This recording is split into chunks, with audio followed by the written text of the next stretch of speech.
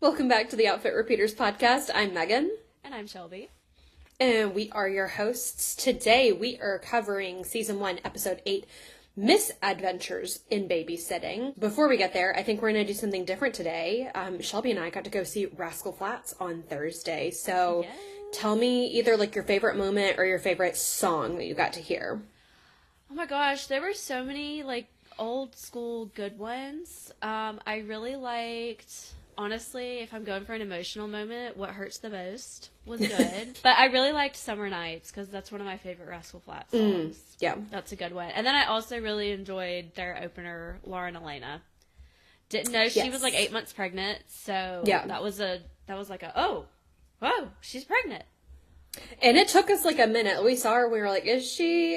And then she started like patting her stomach. We were like, she is. Yep. And I gave it a goog. So, we are a research-based podcast, so. We are, yeah, for sure. What about you? What was your favorite song or moment? So I really liked the way that they opened, like, the actual show. You know, like, anytime you're at a concert, there's, like, music that plays in between sets, and so The Boys Are Back in Town was playing over, like, the loudspeaker, as if it was just, like, a song playing before they started.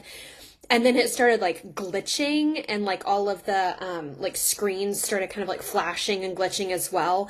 And then they rolled into it saying, your boys are back in town, because this is, like, an anniversary tour. So that was, like, really fun.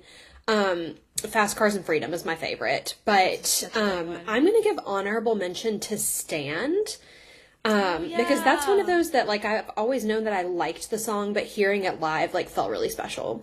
Yes, I forgot about that song.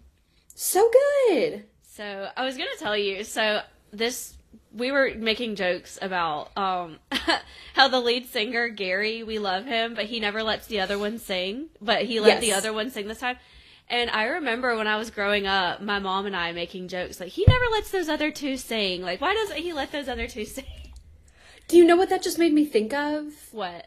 When we went to see, I think it was Maddie, when we went to see Carrie Underwood, Maddie and Tay opened, and, like, one of them talked the whole time, and the other you never heard talk, and we were like, oh my god, are you gonna let her speak? Yeah, I forgot about that. Oh my god. I did too until this very moment, so I'm glad I remembered that now. Yes, but that pulled out a memory from when I was little. My mom, like, we'd be watching the CMAs, and she would be like, he never lets those other two sing. And we did establish Gary is the Mariah Carey of country music. He really is. He was hitting those notes. Those whistle tones. Yeah. So, props to Gary. And the other two. And the other two that we don't know their names. All right. So, we are, like we said, doing the Misadventures in Babysitting. The original air date was April 6, 2001. So when I was looking the script up, I actually found that there was like a Full House episode also called The Misadventures in Babysitting, and then I think like either like A Boy Meets World or Saved by the Bell or something that was also called The Misadventures in Babysitting. So okay, copyright. So we open with Lizzie and Joe in the kitchen. And you see Lizzie cooking something on the stovetop, and Joe says, honey, don't let that cloth get too close to the burner. And Lizzie, obviously annoyed, is like, I know, Mom.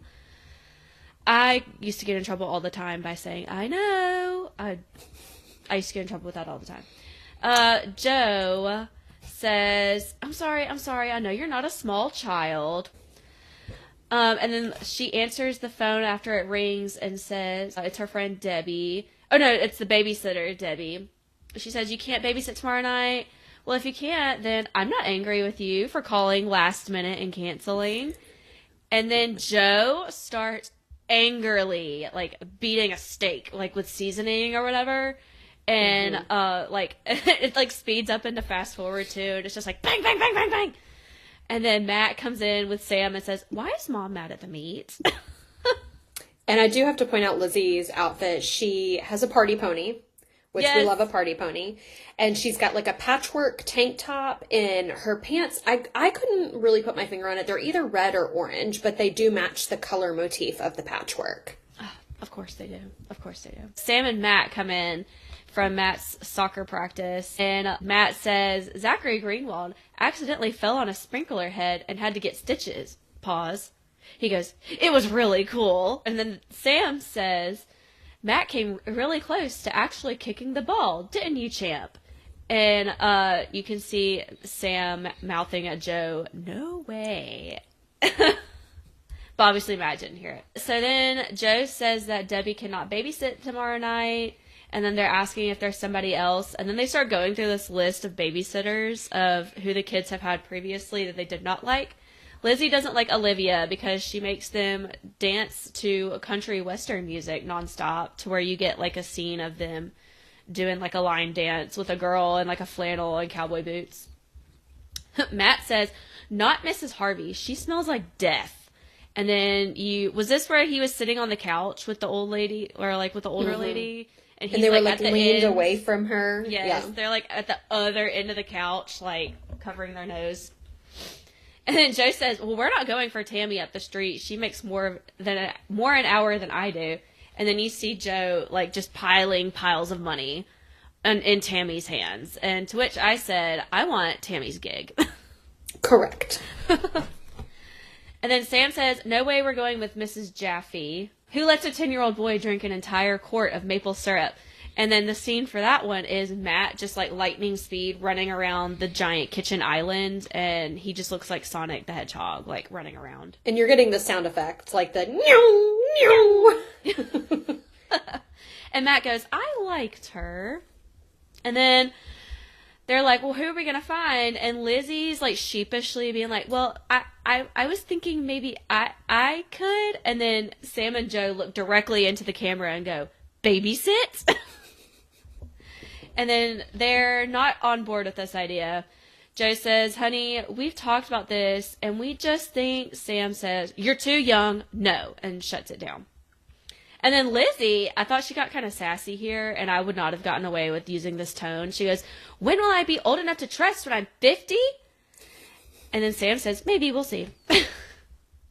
And I have to beg the question, like, Lizzie is 13, which to me feels like a very normal age to be babysitting. I was probably babysitting at, like, 11. Yeah. Now, I mean, not for, like, long periods of time. Maybe just, like, you know, sitting with the next door neighbor kid or something while their mom was at the grocery store. Like, not anything that was a crazy big deal, but, like, 13 is prime babysitting age. So why they think she's, like, not old enough is kind of, like, strange to me. I thought that too. I thought 13 was a very like normal age to babysit. And then after this, Sam goes to sip his finger in whatever Lizzie was cooking on the stovetop. He goes, and she's like, Dad, no. And he swallows it. He goes, this isn't cheese, is it? And Lizzie says, it's candle wax. And I said, classic Sam, but to be fair, this does look exactly like queso. It does. I thought it was queso before she says it was candle wax. And then I'm like, what is she making candle wax for? Who knows? Who knows? And then the next day at school, the kids have a project where they have to design a model community. And the kids are in the lunch line. And Miranda says, I think the perfect town would be 500 Hot Topic stores and a 10-story shopping mall. And then 500 Hot Topics is really excessive. And they just, like, their fashion is not Hot Topic. Hot Topic-esque. Like, it's very colorful. I could see that Miranda might purchase, like, some hair accessories at a Hot Topic, but, like, their fashion sense in general is not leaning graphic tees and pants with chains on them. No. Yeah. And then they start, like, mocking the instructions for their project. And Lizzie's like, design a model community, including hospitals, housing, schools, police and fire department. And Miranda's like, police and fire department. Lizzie, housing and schools and hospitals. Miranda, we'll just call it Boringville, USA. Where did they come up with these moronic assignments? And Lizzie says, moronic assignment study guide. It's like this thick. And to which the teacher in me said, that actually sounds like a good project idea. So... For what subject, though? I was thinking social studies. And Gordo comes in with the joke of the day here. Because Lizzie, when she says the moronic study guide is this thick, she, like, holds her hands up. And Gordo says, let me guess, that's how tall Tom Cruise is. And Miranda says, oh, Tom Cruise isn't short. He just has small bones. Yep. Which I didn't know Tom Cruise was short. Also, well, he's probably not that short. Let's give it a go. I was going to say, let me Google it. Let me tell you. So last week when you were telling me about the Tom Hanks show, you were that was yeah. In my he's 5'7". That's not like too short. Nah. Yeah. So when you said that you were watching a show, The Americas, that Tom Hanks was narrating, you said Tom Hanks, but in my brain I pictured Tom Cruise. You said that. And Different guy. I was like, that's a weird thing for Tom Cruise to narrate. But then when I was editing the video, I was like, oh, she said Tom Hanks, which is very Tom Cruise narrating a nature documentary seems weird. Yeah, but then I was like, Tom Hanks, on brand. Yep, very much so. Okay, so then back to the episode. Lizzie says, Gordo, imagine you live in a boring suburb where all the houses look alike and everybody's predictable. Gordo, deadpans, says, I do live in a boring suburb where all the houses look alike and everyone is predictable. Thank you. Classic Gordo. Which I've always wondered, like, where they live. We never learn, like, where they live, what state, city, whatever. And then Lizzie says, if you could pick any business you wanted on Main Street, what would it be? And then he gives the most Gordo response ever. He says, a bookstore containing works of Navajo and Greek philosophers, a coffee house where people only discussed music and politics, a 1,000-foot water slide ending in a swim-up counter where they serve free deep-fried pizza, and Tyra Banks would be the mayor. I've given this a lot of thought. And honestly, I would move there. I would move there. He had me at free deep fried pizza and Tyra Banks as the mayor. He had me at but I'm specifically picturing Tyra Banks in life size. Oh yes, the Eve. I'm not picturing America's Next Top Model Tyra. I'm picturing Eve. I'm picturing Eve from Life Size. Hmm. And then Kate walks up. She makes her only appearance of the episode, and then she says, "Hey Gordo, do you know where the nearest software shack is?" Gordo, it's over on Collins Street. Kate, would they have that software that designs cities and towns and stuff? Gordo, you mean Cybertown Maker? They should. Lizzie, again, I don't know why she's so scared of Kate, because she, like, comes for her right here. She goes, Kate, we're supposed to do this assignment ourselves. Kate gives us her classic with the hand, whatever. Lizzie, you're supposed to use your imagination, not have some computer do it for you. Gordo, why didn't you tell me they had a program like that? And to me, I was like, AI? Are they using AI? Yeah. I was like, okay, back in 2001. Gordo says it costs like $60, and then he turns back to Kate and says, I don't think you can afford it. And Kate's like, hello, I babysat twice last week. And then we get a flash to Kate babysitting, and she's doing her nails, and there's a fire in the background.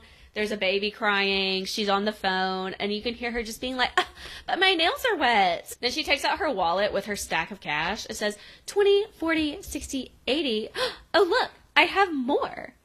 Lizzie says, Kate babysits? Since when does Kate babysit? Oh, why don't you just make her queen of the world and be done with it? And Gordo obviously does not know what Lizzie is like implying here, that she's not allowed to babysit.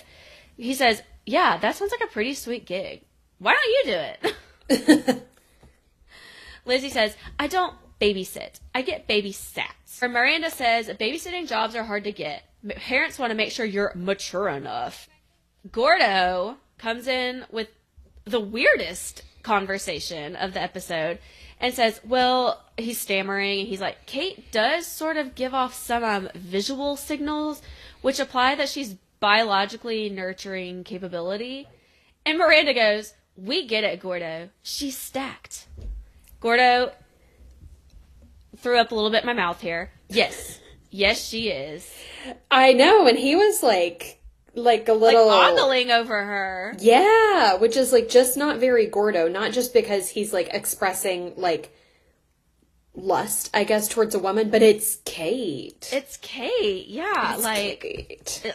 I literally, I was like, is he talking about what I think he's talking about? And I was like, this is not the Gordo we know and love. And I want to start a petition.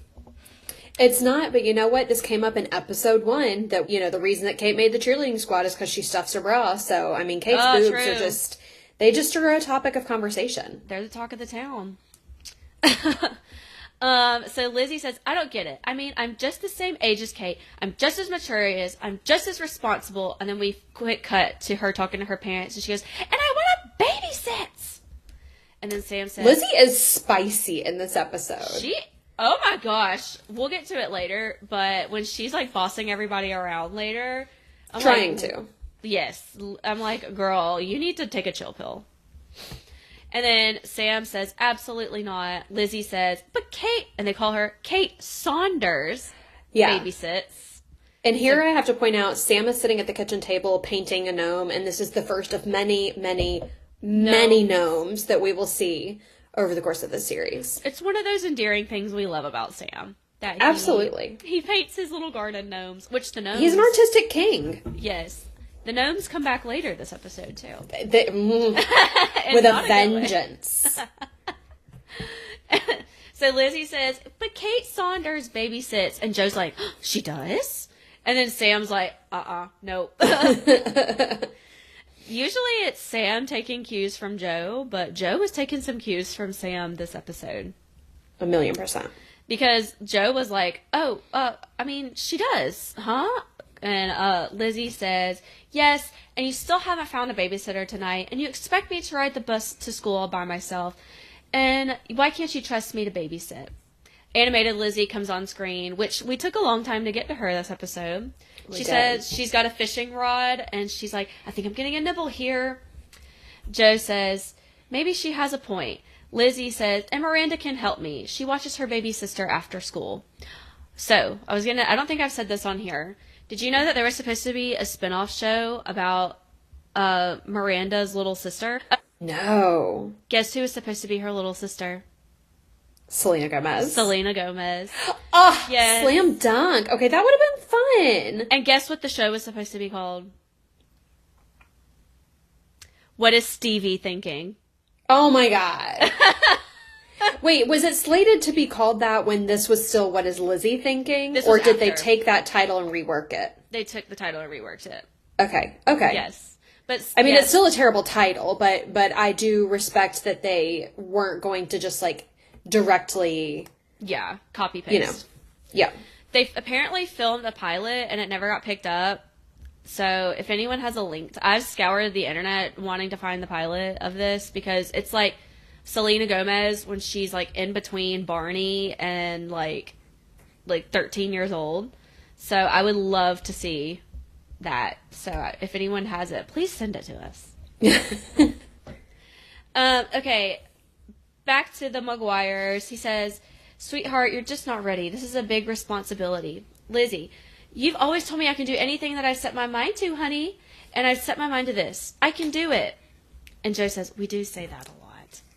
And then animated Lizzie back with her fishing rod. "I'm really getting a nibble here." And then Sam rightfully says that Matt can be quite a handful. And then Joe hollers to Matt in the other room and says, "Matt, what would you do if Lizzie babysat you?" And he's like laying face down on the couch watching TV. He goes, "I don't know. Watch TV, I guess." Sam says, "Thanks for the help, pal." And then Joe says, "Okay, maybe we can give this a try." And here animated Lizzie reels up a diaper. Oh, I missed that. That's funny. Okay, I guess it's later that night, and Lizzie and Miranda are there building their town project. And then Sam is like giving Lizzie the rundown on like, here's the emergency phone list. I've moved the cleaners out from under the sinks. Like, okay, let's get into bleach. Whatever you do, don't open the door for anyone. Remember that later. And then Lizzie says, "And I won't follow a trail of breadcrumbs to the gingerbread witch's house. Dad, don't worry." Gordo knocks on the door. He says, "Hey, Mrs. McGuire, my parents said I could come over if that's okay with you." Which, showing up unannounced, like, I don't know. Like, this would have flown with me and, like, my parents if it was, like, a kid that lived in the neighborhood. But, like, we don't get the sense that Gordo lives in the same neighborhood as them. So for him to say, like, "Oh, if my parents said it's okay, I can come over," why wouldn't you have just called first? I know. Why wouldn't you have called first? And Gordo, you knew they weren't going to be there. So Joe says, I don't know how much fun you're going to have. Lizzie and Miranda are babysitting Matt. And then Gordo says, I'm not about fun. I'm about the green. And then they give Lizzie a confused look. She goes, money. Money. And then he says, I'm going to earn my money indoors by sitting on a sofa eating someone else's popcorn. And he takes Miranda's popcorn. And then Lizzie reassures them again. She's got everything under control. She's got it handled. He says, okay, both of our cell phones are charged. We're trusting you, Lizzie. And she goes, whoa, can I hear that again? What, that both of our cell phones are charged? Lizzie, no. The other parts. Sam, we're trusting you. That's. And they finally leave. And then animated Lizzie is like, after 13 years, I'm finally in charge for the first time. I'm the ranking adult in the house. I'm queen of the world. And it's just like Titanic when they're on the bow of the ship. Yep. But then Lizzie, of course, gets like drenched by water. Of course. And then Miranda, I thought this was funny, said, I don't see why you have to muscle in on our babysitting, Gordo. This is how we make our money. Gordo says, why should girls have a monopoly on babysitting? Miranda, because boys have a monopoly on burping the Pledge of Allegiance. We deserve some kind of monopoly. Fair. And then Matt is getting his fixation of the next hour or so. He says, I love that game. I want to be the race car. Lizzie says, no, you're watching Willy Wonka. He goes, I've seen that 10 times. I want to be the race car. Lizzie says they have homework and maybe they'll play later. And then after a few minutes, we just see Matt jumping up and down saying, race car, race car, race car, race car. And then we have like a full on like angle from the camera. And then they're just like watching him bounce up and down, like their heads nodding. And anyone's like, got any ideas on how to calm Matt down? The idea is to just play Monopoly. Just play Monopoly. Like, because that would have gotten him to shut up. And then he probably would have lost interest in like 10, 15 20 minutes, yeah. 20 minutes tops. And then, so Matt's going on about the race car. They don't know what to do with him. Sam and Joe go to a Chinese restaurant. And they get seated at their table. And then Mrs. Shin is the hostess. And she's like, we got your regular table. We haven't seen you since the year of the tiger. And then Sam says it's hard to find a reliable babysitter. And then he's just like fidgeting with his napkin, like his utensils and all of that. And Joe says, would you please relax? It's one night out. Lizzie can handle it. Everything's going to be okay. And I do have to point out that Sam and Joe are extremely overdressed for a Chinese restaurant. Sam is in a suit and Joe's in a blazer. Yes. Yeah. Yes. For sure. I thought they were going to like some like fine fancy restaurant, but they're just going to get Chinese food. Yeah. Probably an equivalent to like a P.F. Chang's. But right. Okay, so we go back to the kids at the house, and Matt has spilled some grape juice, and it's all over the carpet, and Lizzie's fussing at Miranda. Why did you give him grape juice? I told you ginger ale. And Miranda's like, he wouldn't shut up unless I gave him grape juice. And she goes, he won't do a thing you say. And then Lizzie snaps at Matt. Matt, go upstairs and change your shirt and get cleaned up now. Matt says, no. Miranda, see? And then Lizzie snaps at Miranda. She goes, zip it. Spicy Lizzie. Sassy. And then Miranda snaps back and says, why should I? He won't. Or Lizzie says, starting now, you do everything I tell you to do, or I'm going to tell Mom and Dad. And Matt says, nuh-uh. You want Mom and Dad to think you're a good babysitter, so you're going to say things went great. And then he says, face it, I'm in charge here. Lizzie, no, I'm in charge. And then Gordo just says, hey, Matt, why don't we go upstairs and find you a clean shirt? And then Matt goes, okay.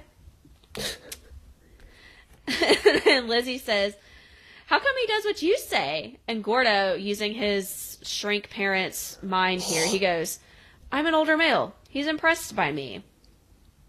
Whatever. Lizzie says, well, I'm in charge here, and he's supposed to do what I say, not what you say. Gordo says, who cares who says to do it? He needs a new shirt. He's as sticky as the floor of a movie theater. And then you see Matt lean on a wall. and you hear the sound effects of him getting squished. I was about to say, like, the sound effects here are both top-notch and disgusting. I don't like that sound at all. Mm-mm. And then so Matt gets stuck to the wall because his shirt is so sticky. And then he says, "Help, I'm stuck." And then they're like, we get a shot of them like trying to pull Matt off the wall. And they end up just pulling him out of the overshirt and leaving the shirt stuck to the wall. Which we may not see until the next scene, but either way, like, you just see, like, a grape juice drenched shirt stuck to the wall. I didn't know grape juice was that sticky.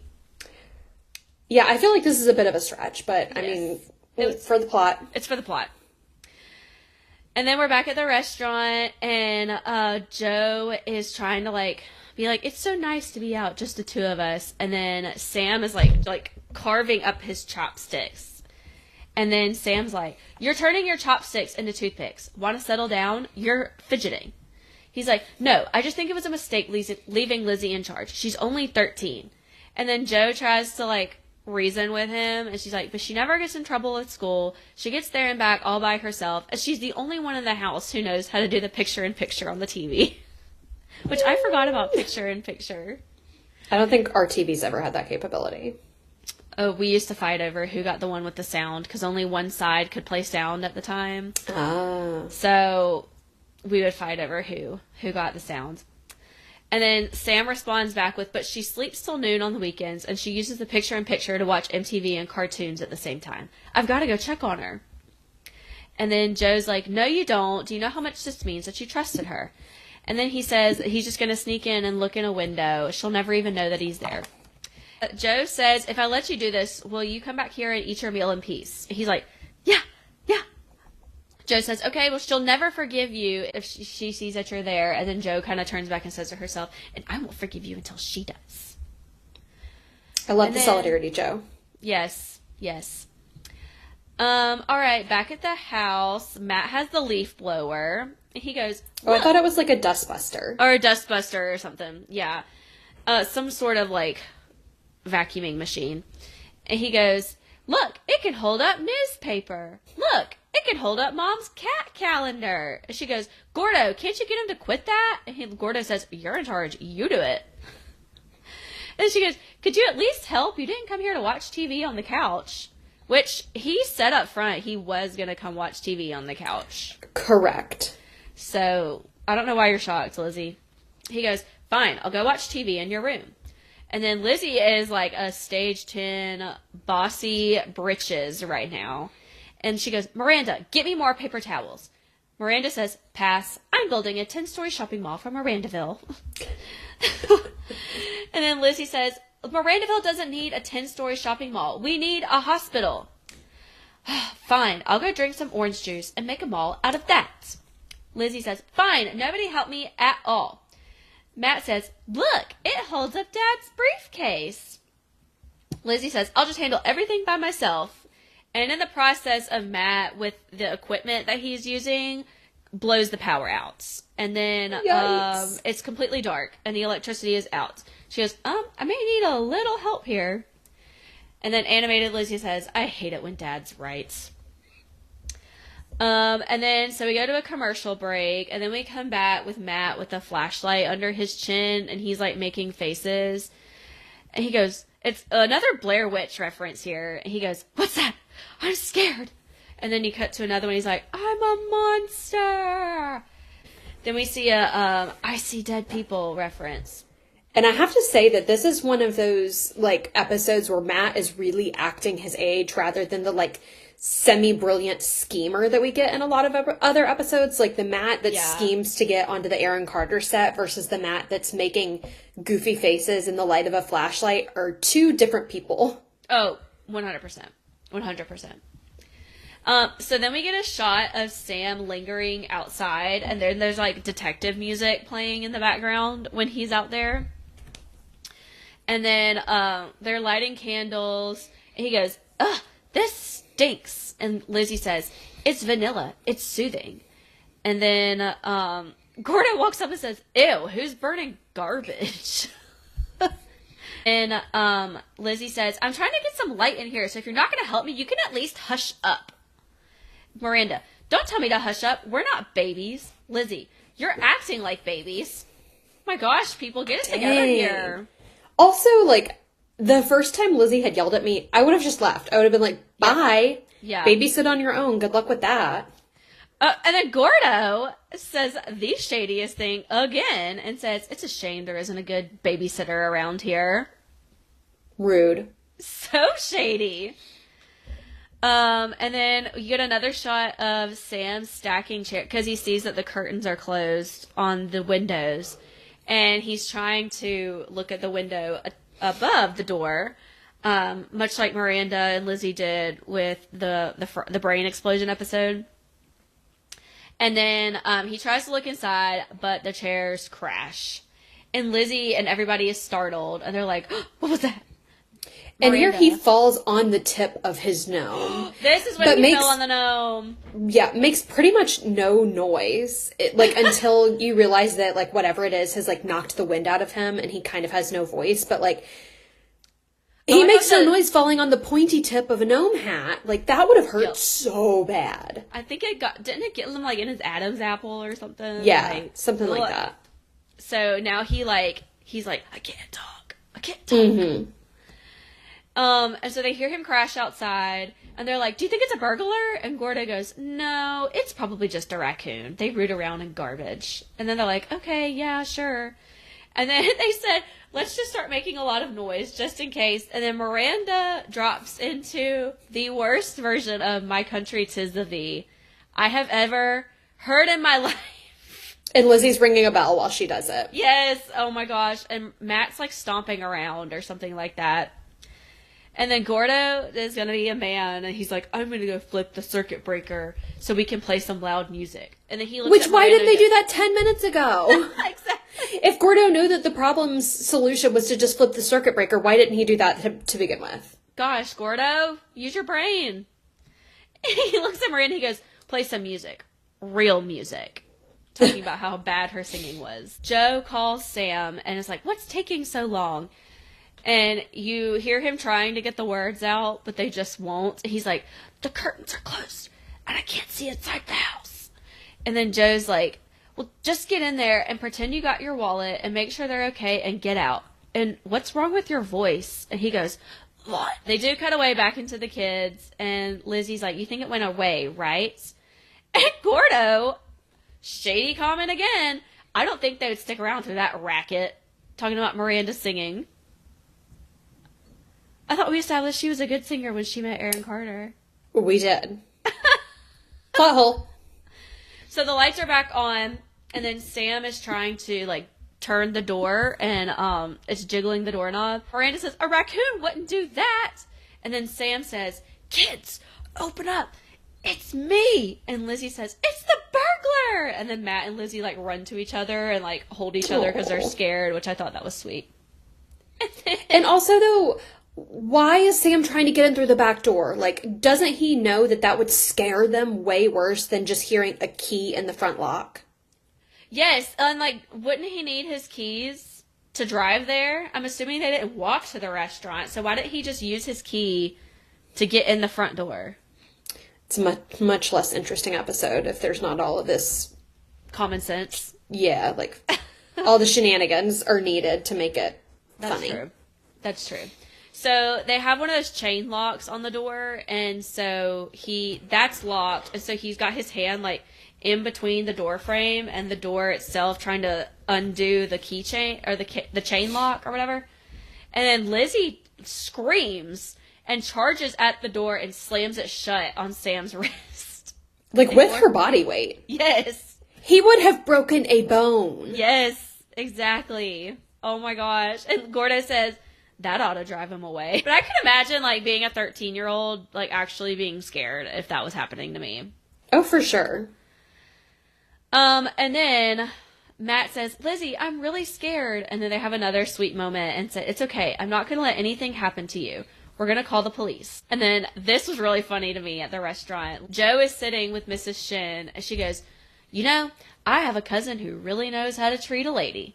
And Joe says, oh, Miss Shin, my husband didn't leave me. I mean, he left me, but he didn't leave me. She goes, okay, you're keeping your chin up. Brave little soldier girl. All right, so now at the house again, the kids are in the kitchen, electricity is on, and the phone rings. And Lizzie's like, hello?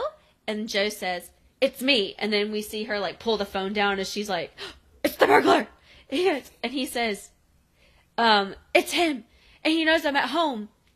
And he goes, he knows we're alone. And he says, come on, kids. And they all start screaming.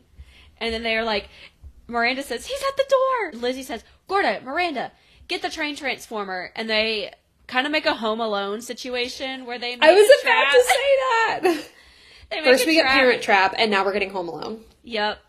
And also at some point we see, I don't remember what point of the episode it was, Matt screaming, and he's looking straight into the camera, and he's doing the Home Alone, like, scream face. He's like... I didn't catch that. I can't believe I didn't catch that. Yeah, he's doing the Macaulay Culkin, like, both hands on the face, like, screaming. He's doing that at some point as well. So they set up the train tracks to actually get hooked to the doorknob, and then they turn the electricity on, and Sam grabs the doorknob, and then they electrocute Sam through the doorknob, and then he falls backwards into the kiddie pool.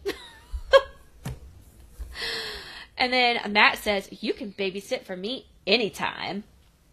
And so they're like, okay, yes, he's finally gone. And then Sam is taking this personally now. And he takes it, this is extreme. Again, why didn't he just go use his key to get into the door using his key? He gets a saw and opens the door again because the chain lock is still on, and gets a saw and is trying to saw through the door chain, which I'm like, that's terrifying. And also, a saw that small would never saw through a chain like that. No. And then, so I guess they see this coming, and they set up the paint trap, which again is a nod to Home Alone. Mm-hmm. And Sam opens the door, and it trips the wire, and a paint can flies out of the ceiling and hits Sam. And then they realize it's him, and they're like, oh, Dad? And then Miranda's like, oh my gosh, your poor father. And then Matt's like, we are so in trouble. And then Lizzie's like, of course, making this about herself. And she's like, he was supposed to trust me. Oh my gosh. And then the police show up and says, sir, put your hands on your head and do not move. And then Sam's like, I'm telling you, I live here. My kids are inside. I just came home to check on them. So they ring the door, or they go to the door, and Lizzie's like, yes. Still the back door, I must Still the point back door, yes. Not the front door. And then the police say, young lady, is this man your father? And then Lizzie, I thought this was wild. I don't know. Why would my father be sneaking around in the bushes late at night? Maybe that means he doesn't trust me. And then Sam goes, Lizzie? And she goes, it's my father. It's my father. And then the police says, good night. And by the way, sir, your lawn gnome's broken. Sam's like, yeah, I knew that. I'm well acquainted with how the gnome got broken. And then later, everyone is back home, and Lizzie's in a cute little robe. I thought her robe, like fluffy robe, was cute. Mm-hmm. And Joe says, we didn't stick to our word, and we were wrong. And animated Lizzie's like, they're admitting they were wrong? Call the news crew. Film at 11 o'clock. And Sam is having a hard time. He's like, it's not that I don't trust you. It's just that I still think of you as the 6-year-old girl who needed me to chase the monsters out of her closet. I'm just having to get used to the fact that you're not a little girl anymore. You're becoming a young lady, and I have to let you act like one. So Lizzie starts playing 20 questions. So can I go on a real date? No. Will you teach me how to drive? No. She's 13. She doesn't need to know how to drive. Can I dye my hair? No. Well, what can I do? And then Joe says, you can babysit Matt next Saturday nights. And then animated Lizzie says, So the more responsibility I ask for, the more responsibility I get stuck with? Well, that stinks. And here, animated Lizzie is in like an old-fashioned baby carriage. And when she says it stinks, she like closes it in around herself. Yes. So, and then that's the end of the episode. That's it. Yeah, Lizzie, the more responsibility you get, the more you're bogged down with. So, welcome to life. It's a trap. Yeah, it is absolutely a trap. So, what were your thoughts on this episode? It was good. This is one where, like, the meat of what we're getting is, like, the actions rather than, like, lines. So, it's not as, like, quippy as some other episodes are, but still good. We didn't get very much animated Lizzie in this episode. We really didn't. I'm not going to say, like, I hate. Like, I think we need to change up, but I did miss animated Lizzie this episode. What was your favorite fashion moment and line? Fashion probably has to be the opening when she's in that patchwork top and the party pony. Yes. And favorite line is when she's sassing the cop and she's like, I don't know, why would my father be sneaking around? I guess that means he doesn't trust me. I'm going to pick a Gordo and say this wouldn't happen if there was a decent babysitter around. Yeah. Like, shady. Yeah. Gordo threw a lot of shade in this episode. I mean, honestly, rightfully so, though. And when he called Miranda singing Racket, get some real music playing in here. Yeah. So, but I thought Miranda and Gordo were really great in this episode. Yeah, but I thought overall it was a good episode. Everyone really played their part well. Yes, for sure. Next week's episode is Season 1, Episode 9, Election, when Lizzie runs for Student Body President, and she turns into a diva. Not the first time, though. No. And not the last either. And not the last. Yes. So if you liked this episode, we would love it if you would go rate us 5 stars wherever you're consuming your podcast. Please also subscribe and share with a friend. And we are the Outfit Repeaters Pod on all social platforms. Yes, so until next week, we're outie. Bye.